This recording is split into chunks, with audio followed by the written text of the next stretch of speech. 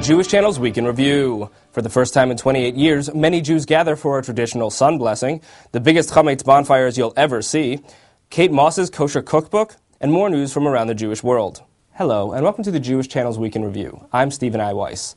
All around the globe, Jews were gathering for an occasion even more distinct than Passover, the once-in-28-year traditional blessing of the sun. Christian Needon reports. It's perhaps the rarest of Jewish traditions. The Jewish blessing of the sun occurs only once every 28 years, and this once-in-a-generation event leads many to nostalgic reflections. Significant for me because I came from Soviet Union, former Soviet Union, 20 years ago, exactly same time, just before Passover. Performing this 28 years ago as a young boy, my father having performed it 56 years ago. So really, when you look at the milestones of life, and what has transpired in 28 years, it's pretty moving. Last performed in 1981, when the New York Times reported on one group ascending to the top of the Empire State Building, the blessing of the sun marks the point when Talmudic tradition states the sun was created.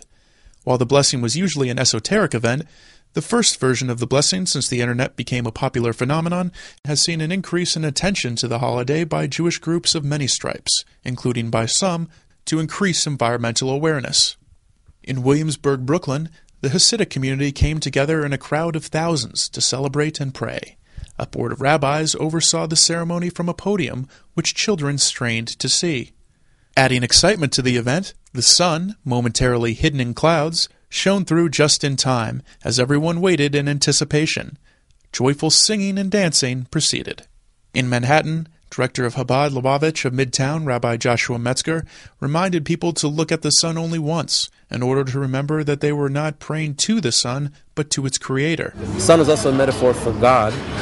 The pasuk tells us, "Ki shemesh mogen Hashem Elokim," that God is likened to the sun and the atmosphere, and the intensity of the sun reflects an intensity of divine energy in our lives. And of course, as Jews, we strive to incorporate the godly in everything that we do. In a service loaded with meaning, Metzger also saw a political message. I think it's quite appropriate that we stand here opposite the United Nations to say the service, to recite the service. And standing here opposite this and reminding the world at large that the Jewish people stand for eternal values, and Eretz Yisrael, Israel, is the eternal land of the Jewish people. But the blessing itself and the gatherings for it is also a symbol of the political progress Jews have seen with each successive 28-year cycle. So much so that just 4 blessings ago, in 1897, the New York Times reported that year's gathering actually led to the arrest of its participants for creating an unlawful assembly.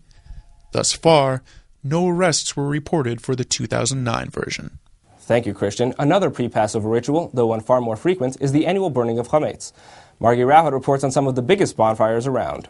Fires, both large and small, were lit across the Jewish world last Wednesday morning as part of the annual burning of the chametz. The tradition, involving bread, grains, and other leavened products, takes place on the eve of Passover and must be completed before the 5th hour after sunrise. Some of the largest communal fires could be found in Brooklyn, where street corners, curbsides, and empty lots were used to burn the final portion of chametz gathered the night before.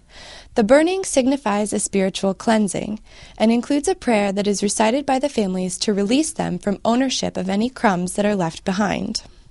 In Borough Park, local councilman Simcha Felder released a statement encouraging his constituents to abide by the FDNY's limit of no more than 10 pieces of chametz for each ritual participant. The fire department also issued a statement noting that all city firefighters had been instructed to promptly extinguish any fires involving those who exceeded their personal quota. This comes 5 years after a Borough Park man poured paint thinner on a chametz street fire, injuring himself and 4 others. Scenes from this day, however, were far less calamitous, but still very lively, and while participants seemed to obey fire regulations, they nevertheless produced large fires, reaching over 10 feet high in some places, and attracting crowds of dozens, providing a roaring start to the 8 days of Passover. And now Rebecca Honig-Friedman reports on the most important stories from around the Jewish world. President Obama hosted the first-ever White House Seder on the second night of Passover. Attended by the Obama family and a small group of friends and colleagues, the Seder was a kosher-style, partly potluck affair, with guests bringing dishes to round out those made by White House chefs. The Seder drew praise from both Jewish and Christian leaders and prompted National Jewish Democratic Council's Alexis Reiss to declare, "There is no question Obama is a true friend of the Jewish community." In Mideast political Passover news, Palestinian Authority President Mahmoud Abbas made a Passover greetings phone call to newly installed Israeli Prime Minister Benjamin Netanyahu, in which Abbas said that both sides need to work for peace, according to a statement from Netanyahu's office. The statement said Netanyahu seconded the need to advance peace between us and the Palestinians. The phone call was reportedly their first conversation since Netanyahu took office. Late billionaire William Randolph Hearst's famous art collection, now housed in Hearst Castle and a state park in California, is the latest art collection to be caught up in the controversy over artwork taken from Jews during the Holocaust. Two paintings housed in areas of Hearst Castle where Winston Churchill and Calvin Coolidge once slept turned out to have been once owned by a late Jewish German art dealer who fled Berlin in 1933. They were returned to the dealer's grandson in a ceremony at California's state capitol.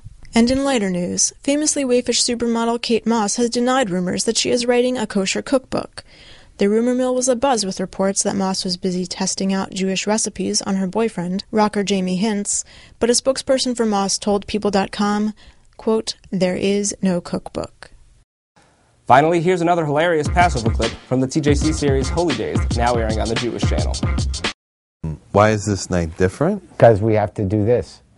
Isn't that the answer always? While we double dipping, while we all leaning, head towards the kitchen. Tonight we gotta wait 3 hours for the chicken. There's one about reclining. Which I don't think anyone is reclining until that question. We should all lean on our left for this interview, by the way. We should lean on our left side. How about lying down? Let's lie down on a couch. That sounds like, actually that's more like the rest of the year. The question is always, why are we here? Because you're a Jew. That is what you're being reminded of. It's like if you're not religious, you go to Seder. What do we learn? You're Jewish. All right? Own it, Jew. That's all for this week. For more news and analysis from the Jewish Channel, please visit newsdesk.tjctv.com. From all of us here at the Jewish Channel, be well.